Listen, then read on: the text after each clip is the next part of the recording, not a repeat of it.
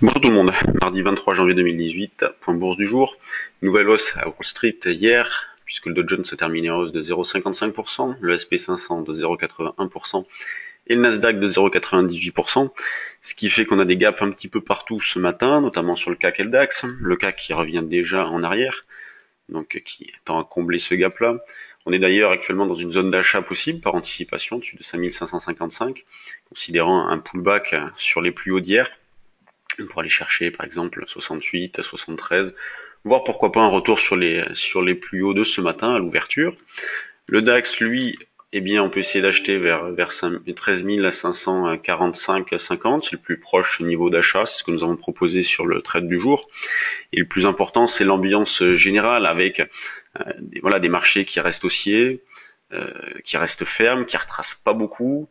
Donc l'échéance vendredi s'est déroulée plutôt dans le calme, et puis depuis un petit moment, après une dérive d'une dizaine de jours au-dessus des 5500 points, eh bien le marché repart en avant. Et ce qui est intéressant de constater, c'est que malgré Sanofi hier, qui a perdu 3%, vous l'avez ici Sanofi, qui a terminé donc en baisse de quasiment 3%, et bien le CAC s'est bien comporté. Donc cette baisse de Sanofi avait été contrebalancée par la hausse notamment de Total et d'Orange, de deux grosses pondérations aussi. Et Sanofi pèse maintenant moins de 7% du CAC, alors qu'à une époque elle pesait plutôt autour de 10-11. Donc maintenant Sanofi c'est 7% du CAC, un petit peu moins.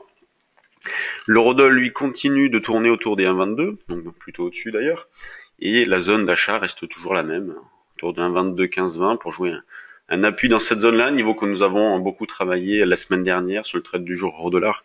Ce niveau-là nous a permis de faire un grand nombre d'écarts, notamment en achetant vers 1,22, 15-20 pour alléger vers 50, 55 et en laissant porter un petit peu pour la zone des 75. Donc on garde ce même état d'esprit-là. En ce qui concerne les résultats ce matin, on a les chiffres de Biomérieux, donc qui sont légèrement inférieurs au consensus. Les objectifs sont confirmés, la dette est en baisse. On a également EDF. Le gouvernement pourrait envisager de splitter l'activité nucléaire d'EDF et d'en faire une entité séparée.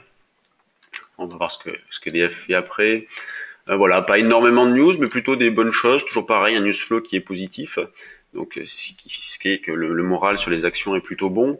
Et d'ailleurs, quand on regarde les valeurs du CAC, toujours pareil. Donc, Carrefour forte hausse, Gap à la hausse ce matin, avec son nouveau plan.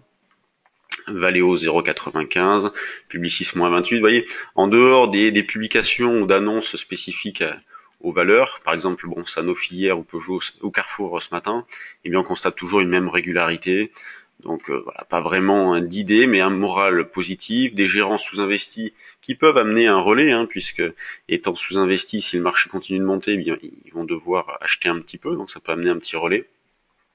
Quand on regarde la spéculation, hop, voilà, on retrouve donc Carrefour déjà un très fort volume. Vous voyez, le volume sur Carrefour est au bout de 15 minutes de cotation, c'est la moitié de toute la séance d'hier, donc c'est très important.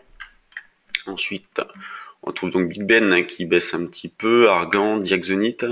Diaxonite, valeur à surveiller, c'est une valeur qu'on pourrait jouer en intraday, pourquoi pas.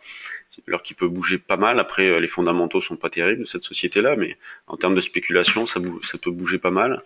Et quand on regarde un screener un petit peu avec des critères moins importants, on retrouve donc davantage de valeurs, puisque 56 valeurs, une majorité de hausse. On a Fermentalg, qui est pas mal. Fermentalg, hier on a eu un signal d'achat qui s'est déclenché au-dessus des 3,40 sur Fermentalg. Donc on peut aller chercher facilement un retour sur les plus hauts, la zone des 3,90. Sinon voilà, toujours un moral plutôt positif, un petit peu de spéculation, beaucoup de régularité sur les valeurs. On travaille à l'achat sur le CAC, donc un achat vers 55, sinon plus bas ça serait la zone des 40-45. Le DAX, j'aurais bien voulu qu'on retrace un petit peu plus pour acheter, notamment dans cette zone-là. Et l'euro-dollar qui se dirige tout droit vers la zone d'achat qu'on a proposée sur le trade du jour, donc autour de 1,22, 15-20. Sur ce, je vous souhaite une bonne séance à tous, et à demain pour un nouveau point bourse.